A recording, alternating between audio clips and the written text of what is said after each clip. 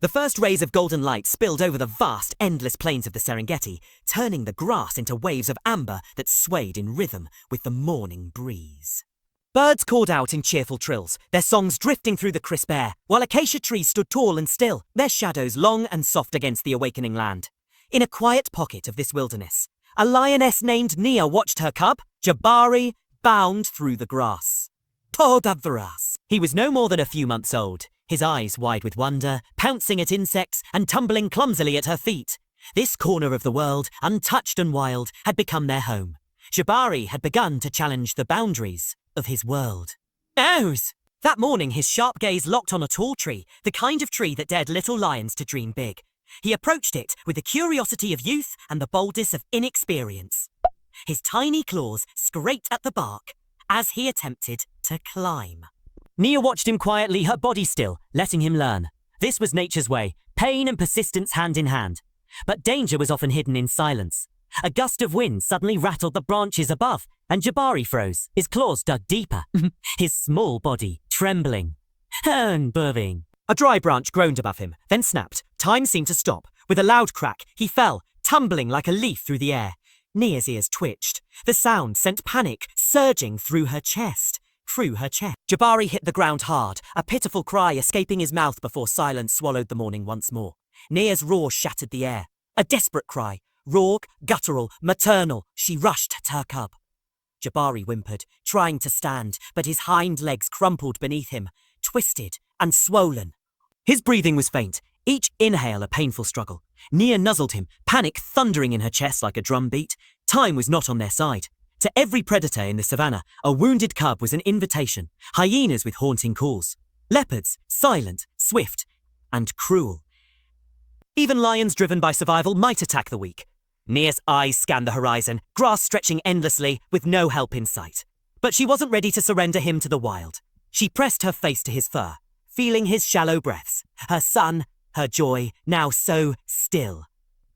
Tears did not belong to lions, but her eyes burned all the same. Then, somewhere deep within her, an ember of memory sparked. Stories whispered by elder lions of strange creatures with 2 legs. Creatures who killed, but also, sometimes, helped. It sounded like madness. But what did she have left? With trembling care, she took Jabari by the scruff of his neck. Every step was slow, her powerful frame moving with unnatural delicacy. The wind whispered uncertainty, but she marched through the tall grass, driven by the last flicker of hope. Miles away, deep in the heart of the reserve, a rugged patrol vehicle cruised along a dirt trail. Inside, Ranger Daniel squinted into the morning light. Years spent studying these lands had etched wisdom into the lines of his face. He'd seen poachers, death, even miracles, but nothing like what he was about to witness. Something moved on the horizon. Daniel slowed the vehicle. Everyone stay sharp, he warned. Something's off. From the waving grass stepped Nia, her golden coat gleaming, her muscles taut. But it wasn't her prowl that struck Daniel. It was what hung from her jaws, a cub, limp and motionless. She's bringing him to us? A ranger muttered, disbelieving. Nia walked forward slowly, each step deliberate, her eyes locked on Daniel. She reached the clearing, and with a gentleness that defied every wild instinct, laid Jabari down before the vehicle. Then she stepped back, her amber eyes never leaving his. Daniel's breath caught. There was no growl, no threat, only a silent plea. He opened the door and knelt, hands trembling. Jabari barely moved, his breathing shallow, his legs swollen. It's bad, Daniel murmured. But I don't think anything's broken. He turned. A first aid. Now, the kit flew into his hands. Daniel moved slowly, every motion measured. He knew the lioness was watching. One wrong move, one sudden gesture, and this fragile trust could turn fatal.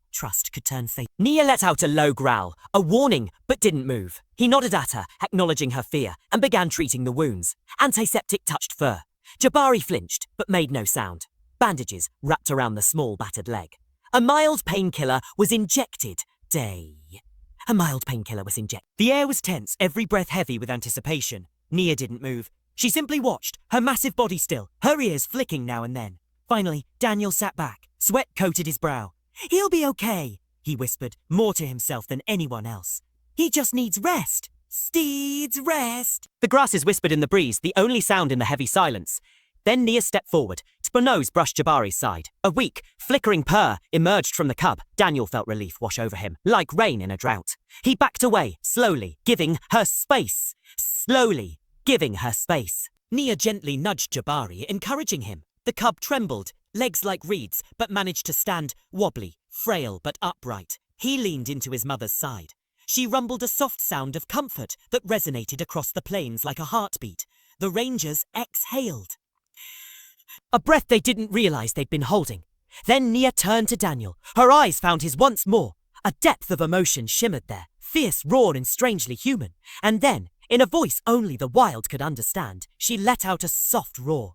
Not of fear, not of warning, but of thanks. Oh! With regal grace, she lifted Jabari and turned. Together, they disappeared into the tall golden grass, vanishing like a dream that leaves only warmth behind. No one spoke. Not yet. Daniel stared at the spot where they had stood. His voice, when it came, was little more than a whisper. Eva. That's something I'll never forget, and he didn't. None of them did. The story of the lioness and her cubs spread like wildfire, spoken around campfires, etched into hearts. It became legend.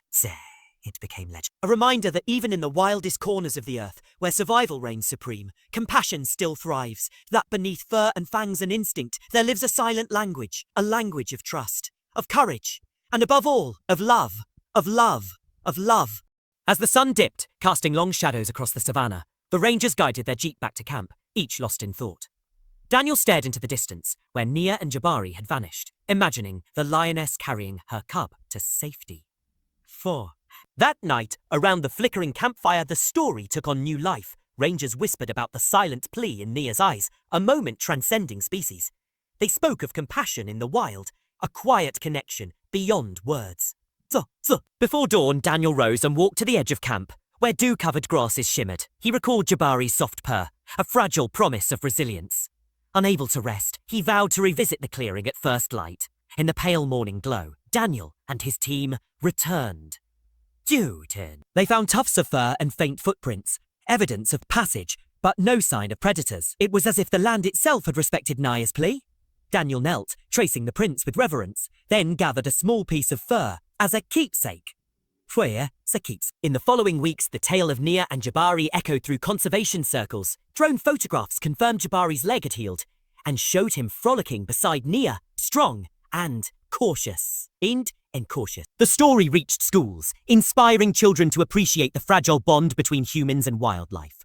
Researchers debated how a mother lion could seek human help, whether instinct, gratitude, or something more profound. For Daniel, the encounter remained a guiding light. Whenever he heard a lion's rumble, he remembered Nia's gentle plea and the trust she placed in humans. It served as a reminder that protecting the wild was also an act of self-preservation. And somewhere on the sun-drenched plains, Nia and Jabari continued their journey, alive together and forever marked by an improbable moment of compassion. Their bond became a true symbol of hope.